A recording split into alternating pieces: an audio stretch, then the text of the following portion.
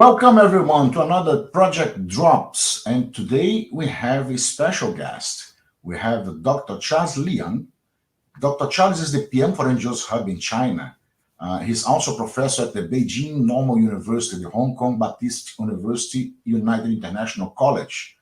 For several years, Dr. Charles has contributed to PM4NGOs and helping to make Project Diploma more accessible in China. Dr. Charles, please tell us more about setting goal, objectives, and indicators in the context of social development projects. Especially in the social development sector.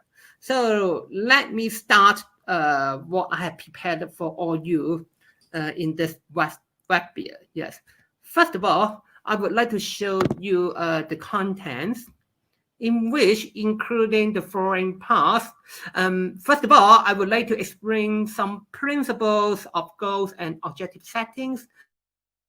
And then I would like to illustrate the relationship between goals, objective, and indicator. I don't know whether all you could clearly distinguish the difference or find out the similarity within this very similar, related, but different concept and idea. And of course, I would like to introduce some method, very practical method for utilizing objective and indicator for our daily practice. So now, let me start the first part. Okay, the principle and the principle of goal settings. I don't know whether you have read a very remarkable book called Utilization Focused Evaluation, which is written by Michael Q. Patton. He is the very remarkable scholar in the field of program evaluation. And based upon his book, he has already suggested the 10 principles of goals and objective settings as what I am now showing on the screen. But because of limited time, I have further summarized all of those principles into the following idea according to my understanding. So here I have summarized the 3 main principles for goals and objective settings. First of all, it is really no need to mention the context. We should keep our objective statements or goal statement precise and concise. For example, like this, enhance students' resilience through blah, blah, blah, blah. Those remainder wordings, you need not to be mentioned in the goals or objective statement because they are not directly related to the goals and objective. They are something related to the context. Second, matching a goal and objective to one single outcome. That means simple is beautiful. Keep it short, simple, reader friendly. For example, foster the participant to be more confident and capable for job seeking. Actually, it could be further divided into 2 different goals or objectives rather than put them all together as a one objective or goal. The third principle, according to my understanding, the language used should be well formulated and user-friendly. For example, the student dare to attend the examination in front of the stresses they facing, and enhance students' competency in facing of academic stresses. Actually, those wording used here could be friendly enough for the layman or those sponsor or the funder to understand what we are going to do. But at the same time, they should also able to provide a space for our internal technical professional staff to further elaborate the meaning. For example, competency, maybe they are well trained in psychology, social work, sociology, etc. They could further make use of what they have known in theory to implement to operational those ideas stated in this kind of goals and objective statement. So it is very technical, the use of language. And I'm also going to further illustrate how we can make use of some syntax for designing a proper objective statement very soon. And first of all, I would like to provide the first time slot for us to make some reflection.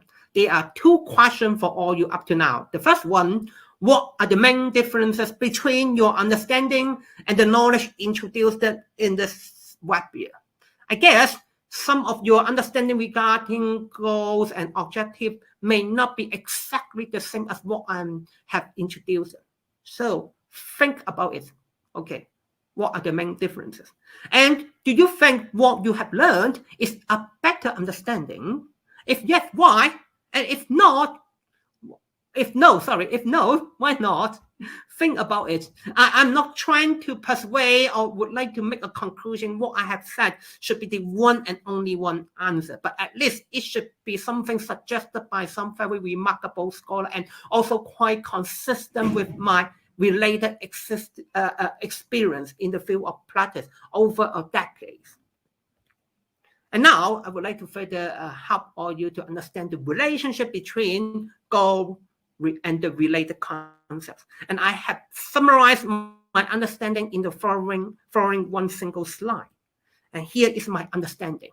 Simply speaking, I recommend all you to set up one single more high-level goal for your social development project. Of course, that means your project should be in not a very big or huge scale. Okay, some ordinary scale like within a year. Okay, in this case, I recommend all you to set up one single goal. But under this one single goal, you may able to further develop several objectives.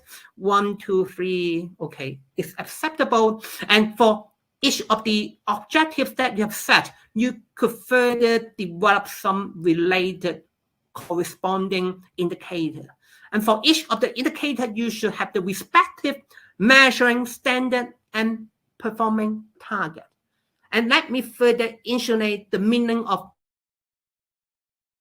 measuring standard and performing target. Actually, indicator should be something very technical for measuring, okay, the outcome expected of our project. And in order to measure something, we should firstly, okay, decide the standard, like a rule. Maybe we can make use of centimeters or the inch as the standard for our measurement. And then we can further set up our performing target, maybe 1 inch or 5 centimeters, for example. So it is the ideas of measuring standard and performing target. And in the following slide, I would like to further provide some example to illustrate, okay, the meanings of measuring standard and performing target.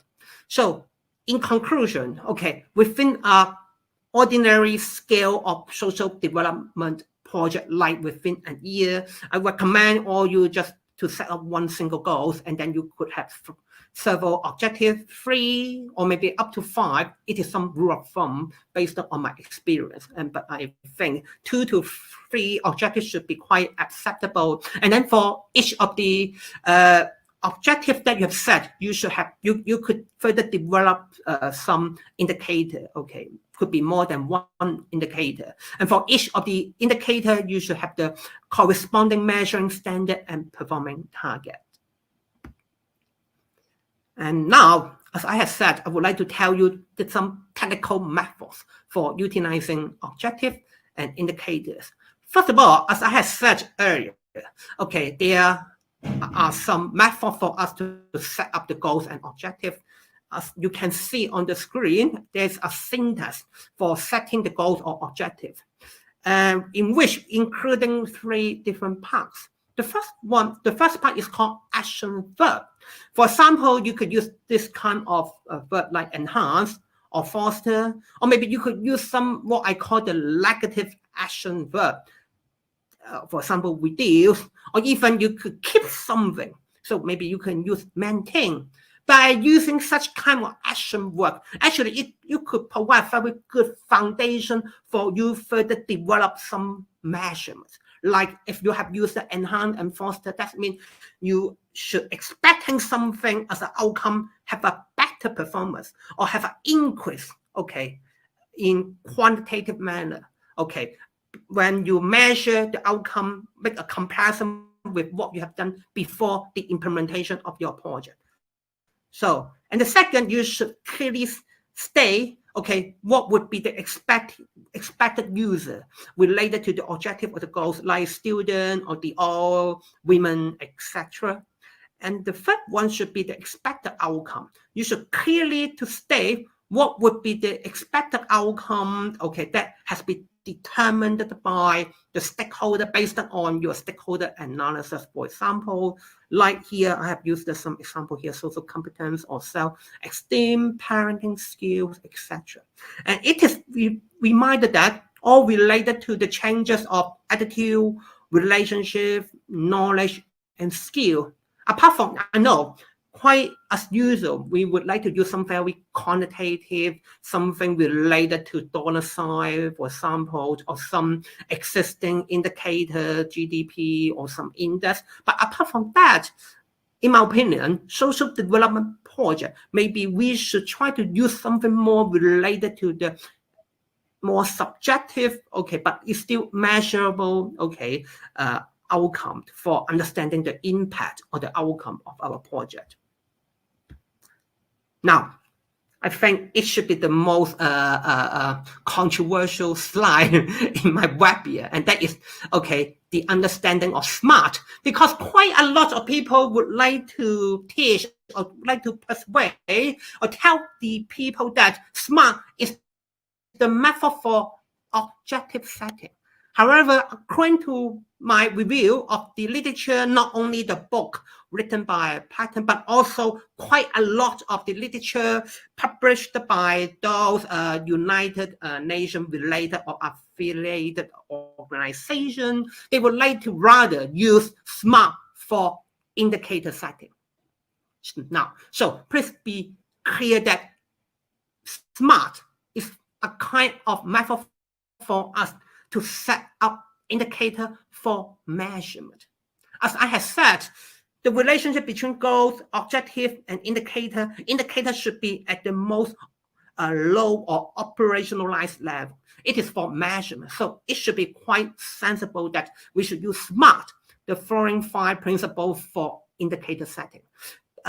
Because I think all of you should be quite well known, okay, the meaning of SMART. So I don't want to spend the time to explain for each of them, okay. And I would like to jump to the next slide to directly talk about, okay, some examples of indicator setting. Now, you can see I have further made use of the ideas of measuring standard and performance targets to illustrate how we could set up indicator. For example, if we would like to measure something related to distance, so maybe we could use kilometers, okay, 4 km or 4,000 meters. Or if we talk about or to measure some outcome related to nutrition for the children growing up, so calorie, okay, so 2,000 calorie. So it should be something very good for us to set up the measuring standard. Okay, calorie, or you should use any other standard is also acceptable. And knowledge, maybe we can make use of the mark in the quiz. Okay, maybe we would like to set the performance target as 60 out of 100 marks as a passing mark. Or satisfaction, the response of the scaling question. Okay, for example, 5 out of 10 marks on average.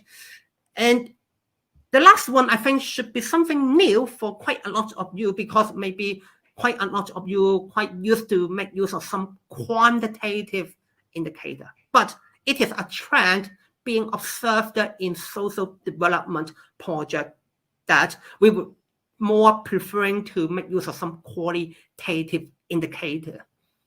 Maybe some of you may have an idea that qualitative indicator, how can we measure something in qualitative manner? Actually, we can do it. For example, if you know a concept called participation ladder, in which including 8 different, okay, level. So if you have such kind of idea or concept, and based on your observation, you should able to, by using your knowledge, to make some description, and then we could distinguish the change of the participation level. If we could identify an increase of one participation level before and after your project intervention, that means your project should be able to make an impact. So let me further show you another example. But before that, it should be time for us to make another reflection. Again, there's two different questions. The first one, what is the relationship amongst service needs, expected outcomes, and project objectives? Actually, because of limited time, I could not further insinuate, apart from, objective and expected outcome, I have spent a little bit of time to talk about it. I haven't talked about needs within this webinar, but they are something quite closely related, but not exactly the same. So think about it. If someone very interested in or would like to share your answer with me, email me or to contact me. Maybe Aslan could help us to coordinate, to let our audience to contact me. Or maybe you can leave your message after the webinar at our YouTube channel so we can review all of those questions later on. And second, should we yet using SMART for setting objectives? As I have said, at those UN affiliated organizations, they prefer to use SMART for indicator setting. But should we can't use SMART for objective setting? If yes, why? And if no, again, why not?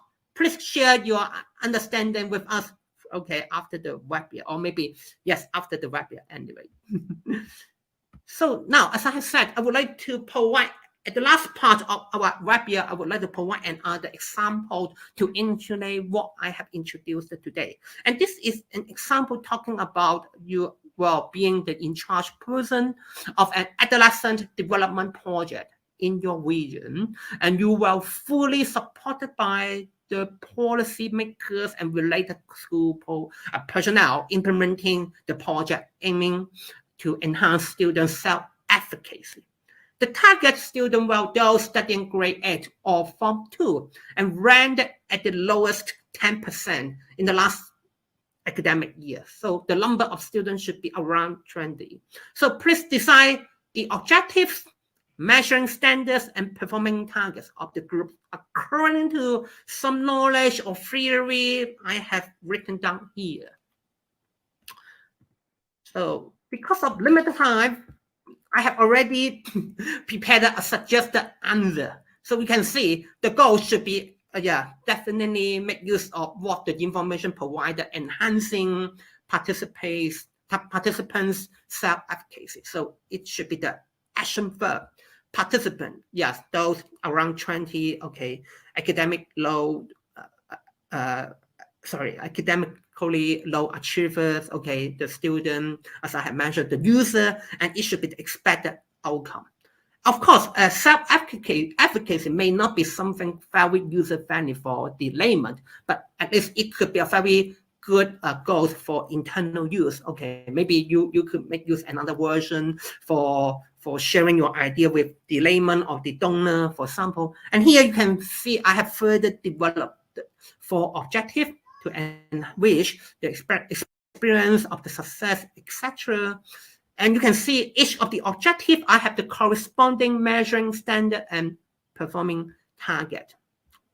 So you can see the first one, also something based on our observation. And the second one, just like what I have mentioned, should be something quite in qualitative manner. And you have to make use of some psychological concept or idea like locus of control. Without those prior or background knowledge, you cannot make such kind of judgment. And of course, the third one also could be something quite classical, using some questionnaire to make some measurement, And the last one also something very qualitative and based on some group work development theory. And without the knowledge, you could not decide whether the group eventually reached the first stage of the group development, etc. So because of limited time, let me put the last part. I have also prepared the last part for our reflection. Again, two questions. What is the significance of utilizing qualitative measurement for setting objectives plus indicators in social development project? And what would be different for setting objectives plus indicators without prior knowledge of related direct practice, like group work and the knowledge of human development? So now, here should be the last one. I have some extended reading for your reference. If you are really interested in what I have said today, or you're not quite sure what I have said should be correct or not, please check it, okay? All of those references provided here should be something very classical, okay? Not only in the field of project management, should be something cross-disciplinary, a must-read item. Anyway, so thank you for your attention, and please, yes, feel free to share your idea and welcome, or you to have some further question with me. Really would like to have some chit chat or conversation or interaction very soon. Thank you so much. Thank you, Dr. Charles. I really like that you highlighted that we You're must welcome. have one goal for when developing our setting our goals. It's supposed to be one. If you have more than one, so most probably that would become different initiatives. It doesn't mean that the problem is not there, but if we see that there are more than one goal, we might need to work that separately, even if they're going to be managed together to achieve something bigger. But I like that idea to be simple, because sometimes we are writing a goal, we're writing objectives, we're writing indicators for proposal, for example, and we try to put as much as we can, maybe to impress the funder. And it's not going to happen. Never. It's the opposite, exactly. They will say, well, this is too complex. They're not going to be able to achieve that. It's better if you focus on separate them. Yeah, you can develop several simple objectives, but rather than to put them all together. Okay. And I also like that you share about the qualitative, in when you're setting the goal, to use qualitative measurement as well. So sometimes people say, oh, I'm not going to use something like happiness or well-being because it's qualitative and I'm not going to be able to measure. But yes, there are techniques to measure happiness, to measure well-being. So if your objective, if your goal is to actually increase happiness or increase well-being, use it. And then we're going to discuss how you define or set up the indicators to measure that. But you should not feel limited only on quantitative indicators or quantitative information when you set up your goal. So I like that. It's very common that we see that when designing a project, some people force themselves on not using qualitative information. And I really like that. It's a really, really important tip for everyone and recommendation. So, Dr. Charles, I would like to thank you for sharing your knowledge with us and for sharing all those practical examples. It was great because you brought to us some, not only the concepts, the practical examples, further reading for the ones who want to go deep in this topic. And as Dr. Charles said, if you would like to continue this conversation, please leave your comment. We will review any questions that we see on YouTube. You can forward to Dr. Charles. And once again, thank you so much, Dr. Charles. I hope to have you on other webinars in the future. And thank you all for thank you again. Thank you, Edwin, for giving me this opportunity to share with all you. And thank you all for attending another. Okay, thank you so much. See you next time. See all you very soon. Bye-bye.